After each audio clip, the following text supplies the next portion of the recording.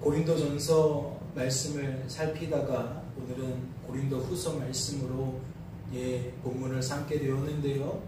이는 오늘이 명절에 연휴 중에 있기 때문입니다.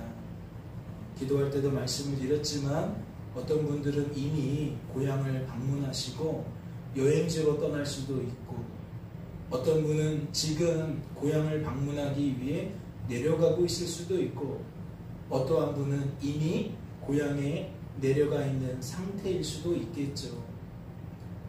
그래서 그와 관련된 메시지를 준비하다가 고린도후서 13장 11절 말씀을 생각하게 되었고, 이 말씀을 통해 오늘은 서로 무난하라라는 제목으로 말씀을 나누는 것이 합당하겠다라고 여겨져서 이렇게 본문 말씀을 좀 바꾸어서 말씀을 준비하게 되었습니다. 말씀을 좀 보실까요? 마지막으로 말하노니 형제들아 기뻐하라. 온전하게 되며 위로를 받으며 마음을 같이하며 평안할지어다. 또 사랑과 평강의 하나님이 너희와 함께 계시리라. 거룩하게 임하심으로 서로 무난하라. 말씀을 통해 무엇을 깨닫게 되십니까? 말씀은 고린도 지역의 교회와 성도들을 향한 마지막 메시지를 소개하고 있다는 것을 깨닫게 되십니까? 말씀은 고린도 전서와 후서의 최종적인 결론을 소개하고 있다는 것을 깨닫게 되시냐는 겁니다. 마지막으로 말한다 라는 의미에 그러한 의미가 담겨 있다는 것을 여러분은 알고 계시냐는 거죠. 알게 되셨냐는 겁니다. 오늘은 이 말씀의 의미가 무엇인지 고린도 전서와 후서를 살펴봄으로써 조금 더 깊이 들여다보고자 합니다. 우선 고린도 전서 말씀을 좀 살펴볼까요? 말씀을 보세요. 고린도에 있는 하나님의 교회 곧 그리스도 예수 안에서 거룩하여지고 성도라 부르심을 받은 자들과 또 각처에서 우리의 주 곧 그들과 우리의 주 되신 예수 그리스도의 이름을 부르는 모든 자들에게. 말씀은 고린도전서의 수신자를 어떻게 소개하고 있습니까? 첫째, 고린도에 있는 하나님의 교회로 소개하고 있습니다. 고린도서는 누구를 위해 쓰여졌느냐? 고린도에 있는 하나님의 교회를 위해 쓰여졌다라는 거죠. 둘째, 그리스도 예수 안에서 거룩하여지고 성도로 부르심을 받은 자들로 소개하고 있습니다. 이는 고린도서가 누구를 위해 쓰여졌다는 거예요? 성도들을 향해 쓰여졌다는 거예요.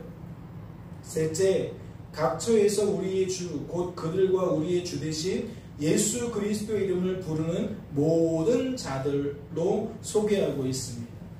여기서 말하는 각처라는 것은 고린도 지역에 흩어져 있는 다양한 교회들을 말하는 거죠. 다양한 성도들을 말하는 겁니다. 당시만 해도 교회가 그지 크지 않았어요. 교회의 건물도 제대로 구비되어 있지 않았어요. 그냥 누군가의 집에서 335 모여서 예배를 드리고 신앙을 나누었다라는 거죠. 그러니까 각처에서 예수 그리스도의 이름을 부르는 모든 자들이라는 것은 흩어져 있는 모든 교회와 성도들을 통칭하고 있는 거예요. 고린도 지역에 있는 모든 교회와 성도들을 통칭하고 있다는 거죠. 다시 말씀을 정리해 드려요. 그렇다면 고린도전서의 수신자는 누구라는 겁니까? 우리 구주 예수 그리스도를 나의 주 나의 하나님으로 영접한 모든 교회와 모든 성도들이라는 겁니다. 어디에 있는? 고린도 지역에 있는. 이어지는 말씀도 보세요. 형제들아, 내가 우리 주 예수 그리스도의 이름으로 너희를 권하노니 모두가 같은 말을 하고 너희 가운데 분쟁이 없이 같은 마음과 같은 뜻으로 온전히 합하라. 말씀은 그러한 고린도 전서의 수신자를 어떻게 소개하고 있습니까? 말씀을 보니까 형제들이라고 소개하고 있습니다. 그렇다면 묻지 않을 수 없죠. 말씀은 어째서 교회라고 부르지 않고 성도라고 부르지 않고 형제들이라고 부르는 걸까요?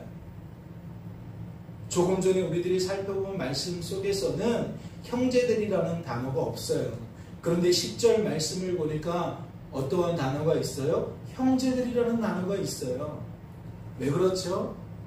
무엇 때문에 형제라고 부르는 거죠? 이는 앞서 살펴본 것처럼 같은 피를 가지고 있기 때문이 아니라 같은 혈육이라서가 아니라 같은 신앙을 소유하고 있었기 때문입니다.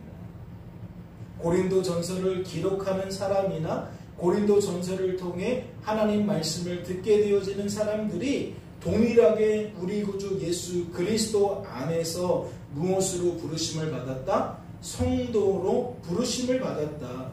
교회의 일원으로 부르심을 받았다. 우리 구주 예수 그리스도를 나의 주 나의 하나님으로 영접했다. 그러니까 우리들은 주 안에서 형제라는 것이죠.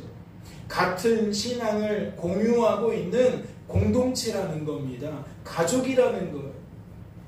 그렇다면 아버지가 누구겠어요? 하나님이시겠죠. 하나님을 아버지로 섬기는, 영적인 아버지로 섬기는 모든 지체들, 가족을 의미하기에 뭐라고 소개해요? 형제들로 소개하는 거예요. 그렇다면 다시 말씀을 보세요. 말씀은 지금 어떠한 내용을 담고 있는 겁니까? 형제들을 향해 어떠한 내용으로 말을 하고 있냐는 거예요. 형제들아, 내가 우리 주 예수 그리스도의 이름으로 너희를 권하노니. 전하는 자가 형제들을 권면하는 내용을 담고 있는 겁니다. 우리는 같은 신앙을 공유하고 있는 사람들인데 나는 너희들에게 할 말이 있다. 나는 너희들이 이렇게 했으면 좋겠다.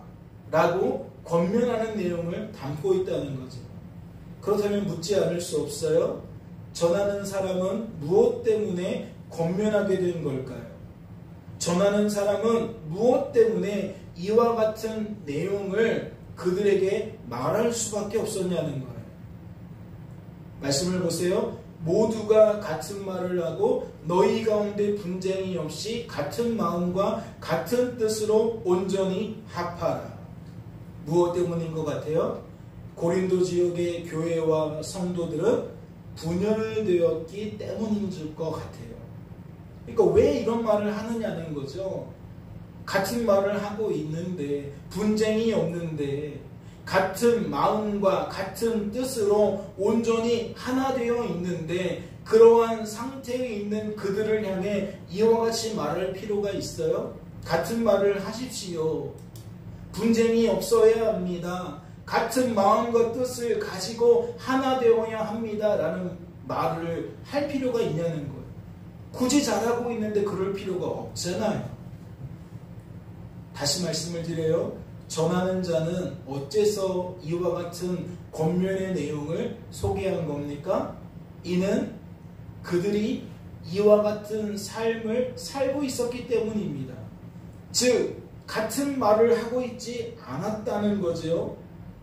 그들은 분쟁하고 있었다는 겁니다. 마음이 갈라져 있었다는 것이고 뜻이 갈라져 있었다는 것이고 교회가 하나 되지 못하고 있었다는 얘기예요.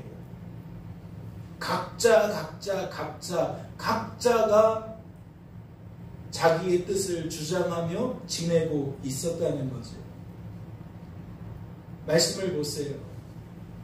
형제들아, 우리가 아시아에서 당한 환난을 너희가 모르기를 원하지 아니하노니 힘에 겹도록 심한 고난을 당하여 살 소망까지 끊어지고, 고린도 전서에서 수신자를 향하여 형제들로 지칭한 것처럼 고린도 후서 역시 어떻게 부르고 있어요? 형제들로 부르고 있어요. 그렇다면 묻지 않을 수가 없어요. 고린도 전서에는 형제들을 향해 어떠한 말씀이 소개되어 있었습니까? 권면하는 내용의 말씀이 소개되어 있었습니다. 분열된 교회와 성도들이 하나 되길 바라는 권면의 말씀이 소개되어 있었다는 거죠. 과연 고린도 후서에 있는 형제들을 향한 어떠한 내용의 말씀이 소개되어 있을까요? 말씀을 보세요. 찬송하리로다. 그는 우리 주 예수 그리스도의 하나님이시요 자비의 아버지시요 모든 위로의 하나님이시며 우리의 모든 환난 중에서 우리를 위로하사 우리로 하여금 하나님께 받는 위로로서 모든 환난 중에 있는 자들을 능히 위로하게 하시는 이시로다. 고린도 후서는 하나님을 소개하고 있는데 어떠한 하나님으로 소개하고 있습니까? 위로의 하나님으로 소개하고 있습니다. 고린도 후서는 하나님을 어떠한 분으로 소개하고 있느냐? 환난 속에 있는 사람들을, 어려움 속에 있는 사람들을, 고난 속에 있는 사람들을 위로해 주시는 하나님으로 소개하고 있다는 거예요. 특이한 점은 무엇일까요? 이 말씀을 잘 들여다보세요. 위로의 하나님을 소개하는데 말씀은 지금 하나님이 위로하시는 방법도 소개하고 있거든요. 특이한 점이 무엇입니까? 하나님이 우리를 찾아오셔서 직접 위로하실 수도 있어요. 그렇지 않나요? 하나님은 우리의 마음속에 직접 위로하실 수 있다고요. 꿈속에 찾아오셔서 그럴 수도 있고 기도하는 중에 환상을 통해서도 그럴 수 있고 하나님은 다양한 방법을 통해 우리에게 위로해 주실 수 있는 하나님이라는 거예요. 그런데 말씀은 우리를 위로하시는 하나님을 어떻게 소개하고 있습니까? 어떠한 방법으로 위로하시는 것처럼 소개하고 있죠? 위로의 하나님은 환난 중에 있는 형제를 위로해서 그 위로받게 된 형제들을 통해 여전히 환난 중에 있는 또 다른 형제를 위로하게 하시는 분이라고 소개하고 있어요. 이해가 되십니까? 나는 지금 환난 중에 있어요. 고난 중에 있어요. 어려움 중에 있어요. 그런데 하나님이 나를 위로하십니다. 나는 고난 속에서 하나님께 위로를 받은 사람이에요. 그런데 하나님은 어떻게 일하신다는 거예요? 위로받게 된 나를 통해 지금 위로가 필요한 사람들에게 다가가게 하셔서 뭐하게 만드신다? 위로하게 만드신다. 하나님의 위로가 나를 통해 위로가 필요한 자에게 전해지게 만드신다. 지금 그렇게 소개하고 있는 거예요. 그렇다면 묻지 않을 수 없죠.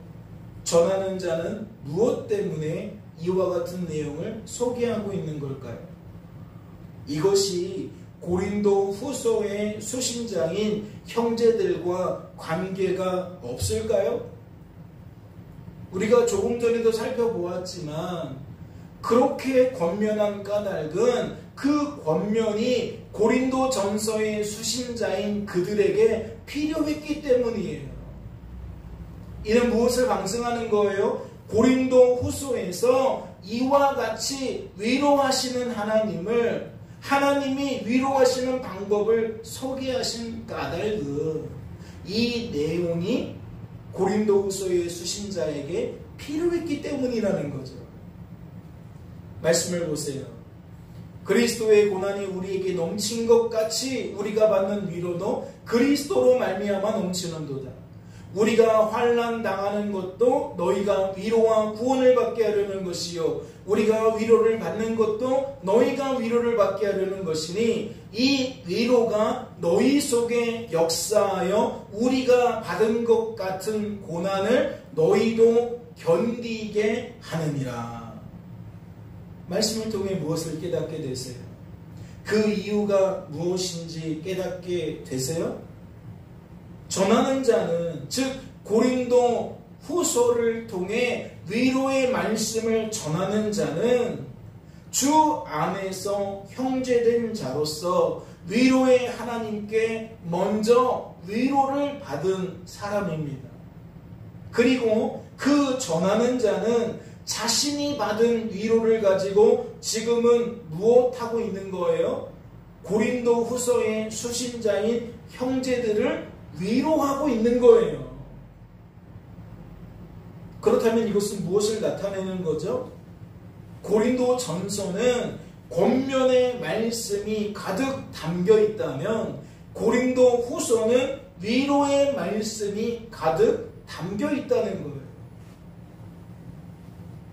편지를 쓰면서 가장 첫 마디에 쓰는 글이 사실은 그 편지의 전체적인 내용을 압축하는 경우가 많잖아요. 하고 싶은 말이 무엇인지 먼저 드러내고 그 내용을 풀어가는 경우가 많잖아요. 그렇다면 다시 본문 말씀을 보세요. 마지막으로 말하노니 형제들아 기뻐하라. 온전하게 되며 위로를 받으며 마음을 같이하며 평안을 지어다. 또 사랑과 평강의 하나님이 너희와 함께 계시리라. 거룩하게 입맞춤으로 서로 문안하라. 말씀은 고린도 지역의 교회와 성도들을 향한 마지막 메시지를 어떻게 시작하고 있습니까? 고린도전서와 고린도후서의 최종 결론을 어떻게 소개하고 있냐는 거예요. 이게 왜 주목이 되어야 되죠? 서신의 첫 마디가 그 서신의 성격을 드러내는 것처럼 서신의 마지막 말 역시 무엇을 드러냅니까? 이 글이 쓰여진 목적을 드러냅니다. 첫 말과 끝 말은 그래서 중요하다는 거예요. 말씀을 통해 무엇을 깨닫게 되십니까? 말씀은 어떻게 끝을 맺고 있는 거죠? 마지막으로 말하느니 형제들아 기뻐하라 라고 끝을 맺고 있습니다. 형제들아 기뻐하라 라고 끝을 맺고 있어요. 그렇다면 이것은 어떠한 의미를 담고 있는 것일까요? 앞서 살펴보았던 권면의 말씀과 이것이 무관할까요? 앞서 살펴본 위로의 말씀과 이것이 무관하겠냐는 겁니다. 잘 생각해 보세요. 권면의 말씀이 왜 전달되어졌죠? 그들은 치열하게 서로 싸우고 있었기 때문입니다. 치열하게 상대방을 헐뜯고 있었기 때문이에요. 교회가 하나가 되어야 하는데 다 쪼개져 있었다는 거죠. 말이 험하게 상대방을 향하여 나아가고 있었다는 겁니다. 그러면 여러분에게 물어볼게요. 여러분 그렇게 뜻이 달라지고 마음이 갈라졌을 때에 여러분의 마음은 기쁘신가요? 혹시 몰라요. 내 편이 가장 득세하고 있으면 우리들은 기뻐할지도 모릅니다. 여러 가지로 나눠져 있는데 내가 속한 그룹이 너무나도 잘 돼, 최고로 잘 돼, 그러면 우리들이 기뻐할지 몰라요. 그래서 말씀이 형제들아 기뻐하라 라고 말하는 걸까요? 저는 이야기를 드리는 겁니다. 우리 가족이, 우리 가문이 여러 가지로 찢겨져 있어요. 여러 가지 문제로 다투고 있어요. 돈 때문에, 땅 때문에, 아니면 무엇 때문에 서로 의견이 맞지 않아서 지금 된통 싸우고 있다는 말이에요. 그런데 그러한 그들을 향하여 뭐라고 결론을 내고 있어요? 형제들아 기뻐하라 라고 결론을 내고 있어요. 이건 너무 폭력적인 말 아닌가요? 기뻐할 수 없는 상황인데 나보고 기뻐하라는 거잖아요. 큰 집과 작은 집이 대립하고 있는데, 남편과 아내가 대립하고 있는데, 부모와 자식이 대립하고 있는데, 형제와 자매들 간에 대립하고 있는데, 치열하게 싸우고 있는데, 다투고 있는데, 형제들아 기뻐하라 라고 말하는 건 너무 폭력적이지 않냐는 거예요. 나는 그럴 마음이 없는데, 나는 그럴 수가 없는데, 나보고 그렇게 말하니까 이건 너무나도 폭력적으로 여겨지지 않냐는 거죠. 위로의 말씀도 잘 생각해 보세요. 지금 고린도후서의 수신자들은 삶이 빡빡했어요. 코로나 때보다 지금 더 빡빡하잖아요. 상업하는 사람들이, 자영업하는 사람들이 힘들다 지금 그러고 있는 상황이잖아요. 그러면 사람들은 막 민감해져요. 작은 일에도 과민하게 반응한다고요. 삶이 힘들면 우리들은 그렇게 반응할 수밖에 없다는 거죠. 그런데 그런 그들을 향해 뭐라고 말하고 있어요? 형제들아 기뻐하라 라고 말하고 있어요. 그렇다면 이것은 어떠한 내용처럼 들리겠어요? 조금 전에 말씀을 드린 것처럼 폭력적으로 들리겠죠. 마치 나를 조금도 배려하지 않는 것처럼, 마치 내 상황과 상관없이 무조건 강압적으로 그리하라고 말하는 것처럼 그렇게 여겨지지 않겠냐는 거예요. 그렇다면 우리는 생각하고 또 생각해 봐야겠죠. 하나님이 그런 분이 아니실 텐데, 하나님이 우리를 그렇게 대하시는 분이 아닐 텐데 왜 형제들아 기뻐하라 라고 속에 있는지, 그렇게 결론을 맺고 있는지 우리가 좀 궁금해할 필요가 있지 않냐는 거예요. 이어지는 말씀을 보세요. 하나님께서 그렇게 말씀하신 이유를 하나씩 찾아보고자 합니다. 이어지는 말씀을 보니까 네 가지로 구분할 수가 있어요. 항상 기뻐하라 라고 말하면서 우리가 기뻐하게 되어지는 이유, 기뻐해야 되는 이유를 소개하고 있다고요. 첫 번째는 뭐죠? 온전하게 될 것이기 때문에 기뻐하라는 거예요. 우리들은 지금 온전하지가 않은데 온전하게 될 것이니까 기뻐하라는 내용이라고요. 그렇다면 온전하게 된다는 것은 무엇과 연관성이 있을까요? 저는 겉면의 말씀과 연관성이 있다고 생각해요. 말씀을 보실까요? 주께서 너희를 우리 주 예수 그리스도의 날에 책망할 것이 없는 자로 끝까지 견고하게 하시리라. 말씀은 지금 무엇을 드러내고 있는 겁니까? 주께서 성도된 우리들을 책망할 것이 없는 자로, 즉 온전한 자로 끝까지 견고하게 만들어 주실 거라는 이야기를 소개하고 있는 겁니다. 조금 전에 살펴봤죠? 그들은요 책망할 것이 있었어요. 왜 너희들은 마음이 틀어졌느냐, 뜻이 틀어졌느냐, 왜 서로 다른 말을 하고 있느냐, 교회인데, 성도인데, 형제들인데 왜 너희들은 교회 같지 않은 모습으로, 성도답지 않은 모습으로, 형제 같지 않은 모습으로 살고 있느냐 라고 권면의 말씀을 했거든요. 그런데 그와 더불어 어떠한 내용을 같이 소개하고 있어요? 하나님께서는 그럴 수밖에 없는 너희들을 내버려 두시는 것이 아니라 그러한 너희들이 성도다워질 수 있도록, 교회다워질 수 있도록 친히 역사하신다는 이야기를 소개하고 있는 거예요. 특별히 견고하게 하신다는 말을 잘 생각해 보세요. 여러분, 우리가 부부간에 왜 싸우죠? 형제자매간에 왜 싸웁니까? 내 마음을 지킬 수 없기 때문 아닌가요? 내 마음이 너무 약하기 때문 아닌가요? 심지가 견고한 사람은 흔들리지 않는다 그랬어요.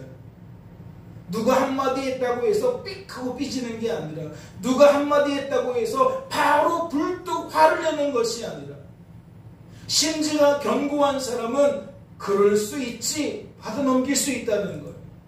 특별히 우리가 악하고 약하고 무능한 존재라는 것을 알고 있는 성도라면 상대방을 바라보면서 뭐 할 수 있는 거예요? 아, 역시 사람은 저렇게 악하고 약하고 무능한 것이구나 알 수 있는 거예요.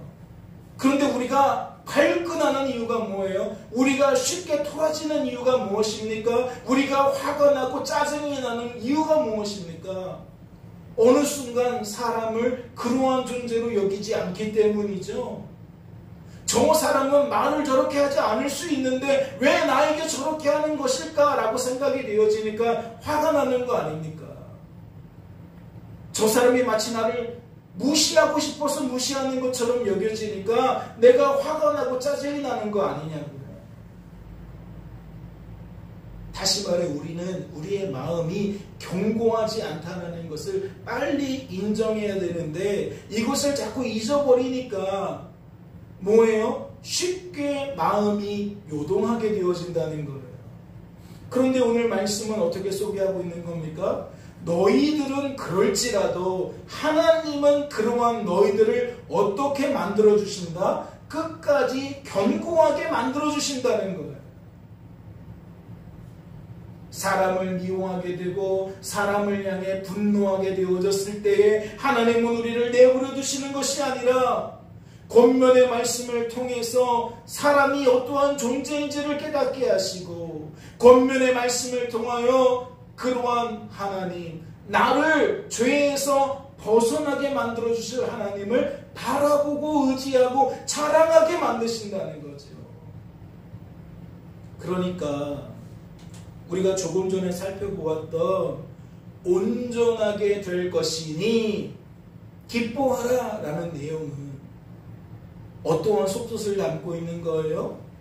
하나님께서, 주께서 우리를, 견고할 수 없는 우리를 견고하게 만들어 주실 테니 뭐하라고요? 기뻐하라는 거예요.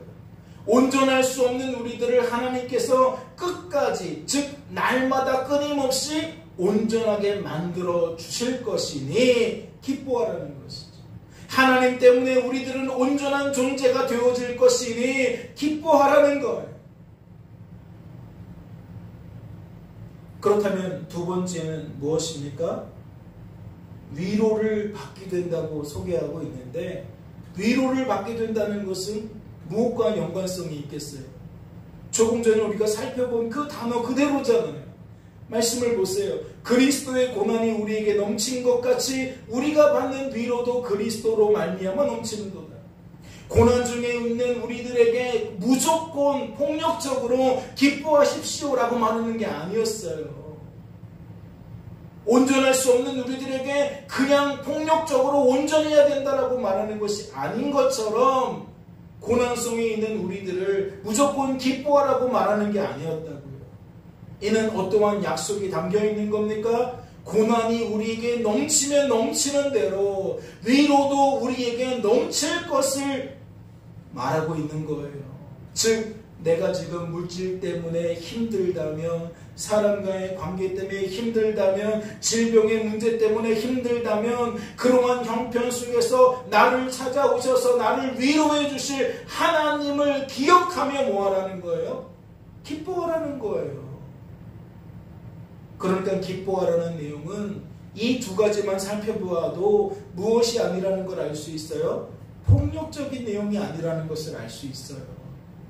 이것은 매우 순리적이고 자연스러운 반응을 나타내고 있다는 것을 알 수 있다고요. 하나님은 우리가 기뻐할 수 있도록 우리를 온전하게 만드시는 분입니다. 우리에게 위로를 베풀어 주시는 분입니다. 우리가 위로받게 하시는 분이라는 거예요. 그렇다면 세 번째는 무엇입니까? 마음을 같이 한다 그래요. 마음을 같이 한다. 마음을 같이 한다라는 건 무엇과 연관성이 있겠어요? 조금 전에 우리들이 살펴보았지만 우리들은 우리들의 악하고 약하고 무능한 한계 때문에 뭐하기를 잘합니까? 분열하는 걸 잘합니다. 같이 하는 걸 잘하는 게 아니라 흩어지는 걸 잘한다는 거예요. 아, 너와 나는 달라 라고 선을 그어버리는 걸 잘한다는 거예요. 그러니까 우리들은 이런 상황 속에서는 기뻐할 수 없다는 거죠. 그런데 하나님은 우리들을 어떻게 만드신다는 겁니까? 마음이 같아지도록 만드신다는 거예요.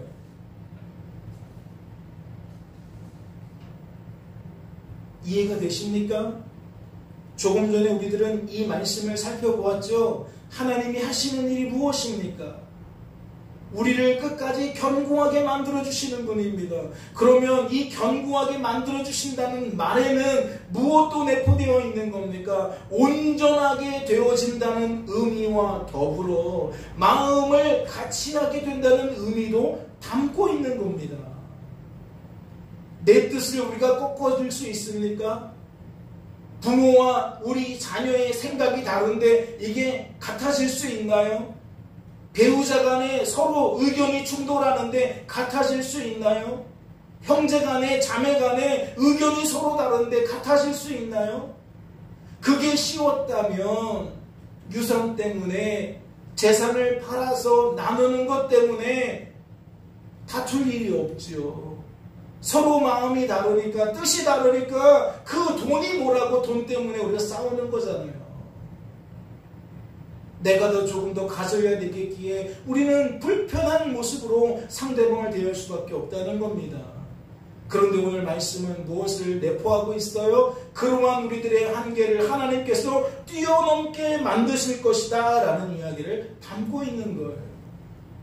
나와 너는 하나 될 수 없는 종자들이지만 하나님이 역사하시면 나와 너는 뭐 할 수 있다? 하나 될 수 있다는 거예요.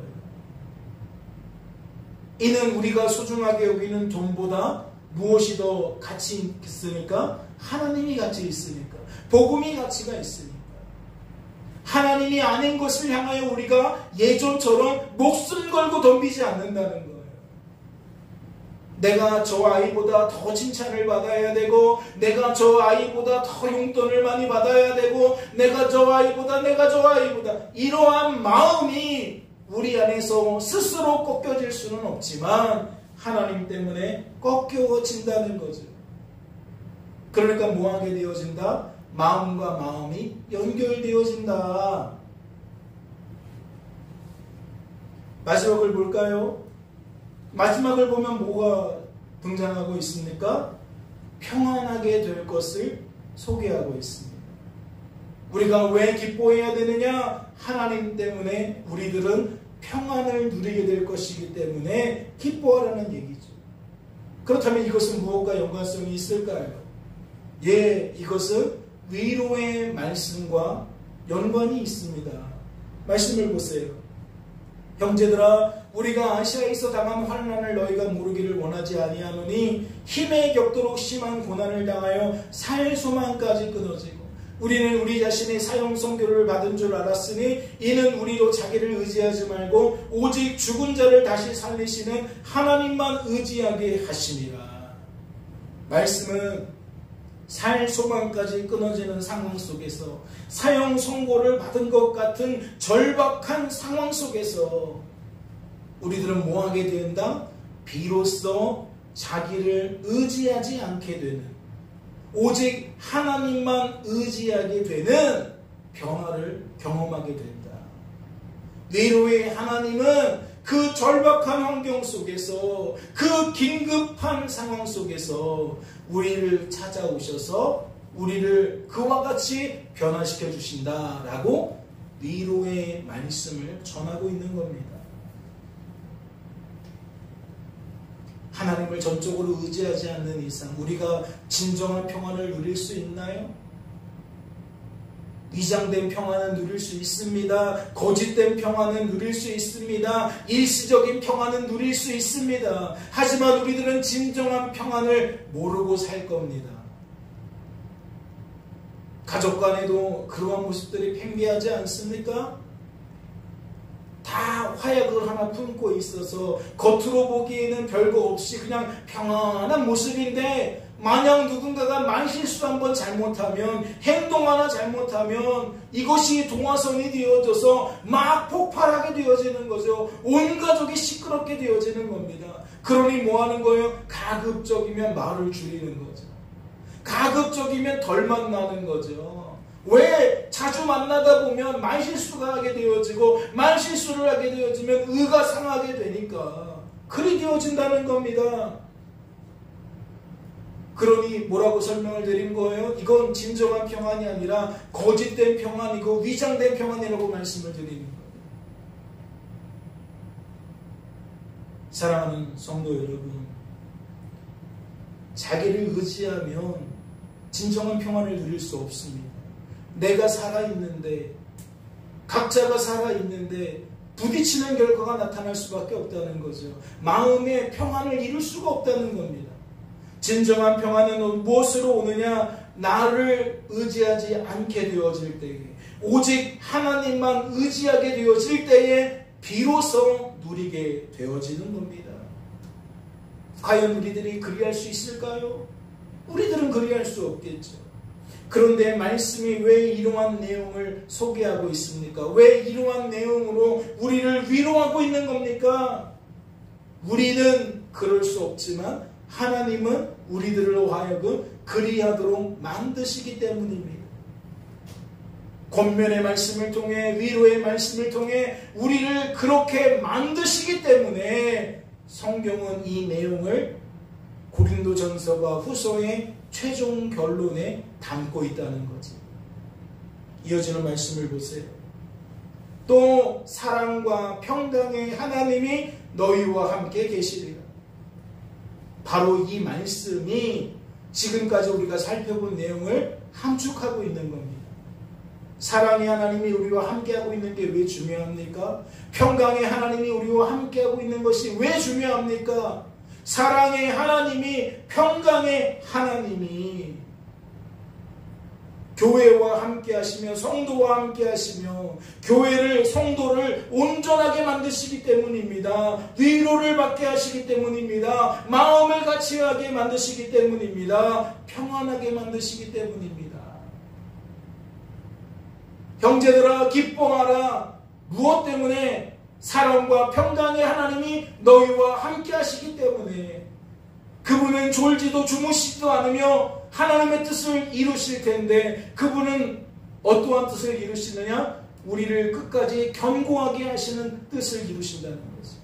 온전하게 만드신다는 이야기고, 위로를 받게 하신다는 것이고, 마음을 같이하게 하신다는 것이고, 평안하게 만드신다는 겁니다. 명절을 통하여 가족이 한자리에 모이게 되면 이와 같은 축복이 누려져야 될 줄로 믿습니다. 우리들의 가정이 믿음의 가정이 되어야 하는 가장 큰 이유가 바로 여기에 있다는 거죠. 거짓된 평안으로, 거짓된 기쁨으로 가득한 가정이 아니라 진정한 평안과 기쁨으로 가득한 가정이 되기 위해서는 우리 가정이 변화되어야 된다는 거예요. 하나님을 모시는 가정이 되어야 한다는 거죠. 가정 안에서 여전히 분쟁이 있습니까? 여전히 긴장감이 흐릅니까? 무엇이 없기 때문입니까? 사랑과 평강의 하나님이 그 가정이 없기 때문입니다. 하나님이 하나님의 일을 하실 수 없기 때문에 그리 되어지는 것이라는 이야기이지요. 그렇다면 이 말씀의 목적은 무엇이겠습니까? 이와 같은 복음의 진리를 소개한 까닭은 무엇이겠냐는 거예요. 이어지는 말씀이 그 목적을 드러냅니다. 거룩하게 입맞춤으로 서로 문안하라. 그렇다면 이 말씀의 의미는 무엇인 겁니까? 형제된 자들은 형제된 자들에게 문안해야 한다는 거예요. 어떻게 문안해야 된다는 거예요? 하나님의 통로로, 하나님의 도구로 권면하라는 거예요. 위로하라는 거예요. 형제끼리, 자매끼리, 부모와 자식끼리 뭐 하라는 거죠? 서로 주 안에서 문안하라는 거예요. 권면하라는 것이고 위로하라는 것이에요. 무슨 소리입니까? 지적하라는 얘기입니까? 잔소리하라는 얘기입니까? 명절 때 만나면 잔소리가 많죠. 지적이 많습니다. 그런데 지금 말씀은 그런 얘기가 아니에요. 뭐 하라는 겁니까? 가서 간증하라는 겁니다. 가서 고백하라는 거예요. 무엇을요? 나를 권면하신 하나님을 간증하라는 겁니다. 전하라는 거예요. 오랜만에 만난 사람들 앞에서 하나님이 나에게 이러한 권면을 베푸셨다. 이러한 위로를 베푸셨다. 그래서 나는 오늘 기쁘다.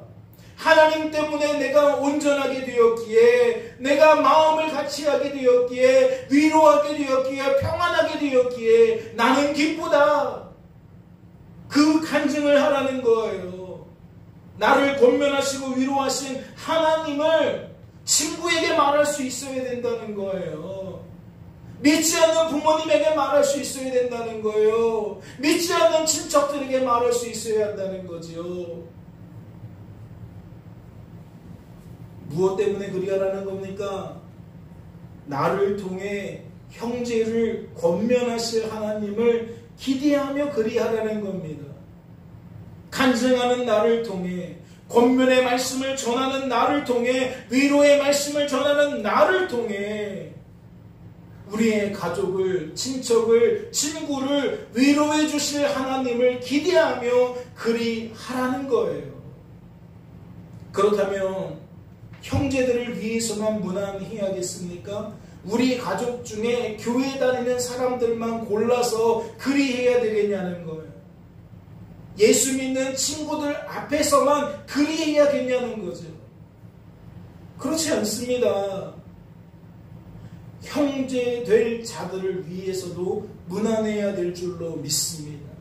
지금은 교회 다니지 않지만 교회 다니게 될 사람들을 위해서도 우리들은 그리해야 한다는 거지요. 그게 그 사람을 위하는 일입니다. 그게 그 사람을 사랑하는 행동입니다.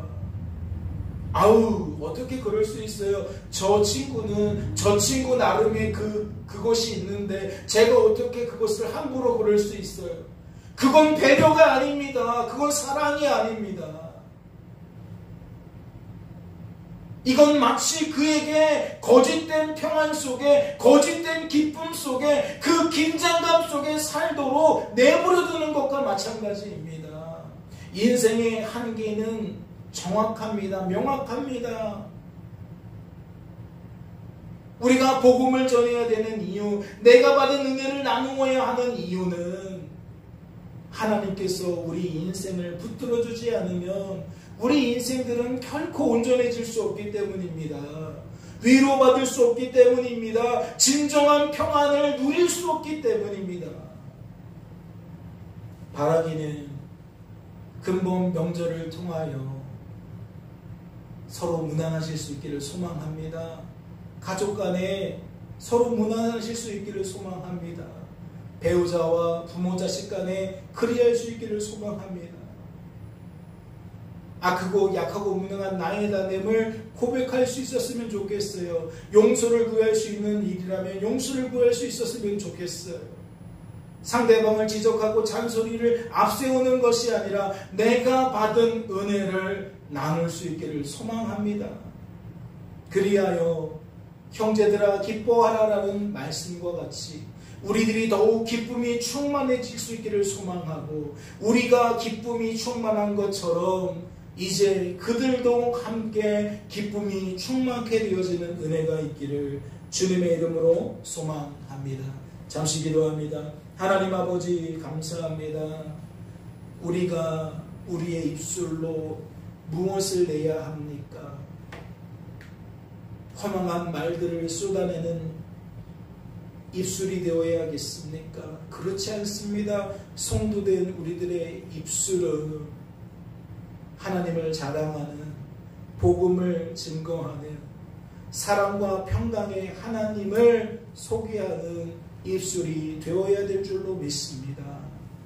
근본 명절을 통하여서 가족 간에 더욱 불화가 심해지는 것이 아니라, 가족의 평안을 위하여 서로 등한시하는 것이 아니라, 내가 받은 권면으로, 내가 받은 위로로 함께 나누며 온 가정이 하나님 안에서 기쁨이 충만케 되어지는, 평안이 충만케 되어지는 은혜가 나타나게 하옵소서. 주께서 우리를 붙들어 주실 줄로 믿고 감사드리며 이 모든 말씀 우리를 죄에서 구원하신 예수님의 이름으로 기도하옵나이다. 아멘.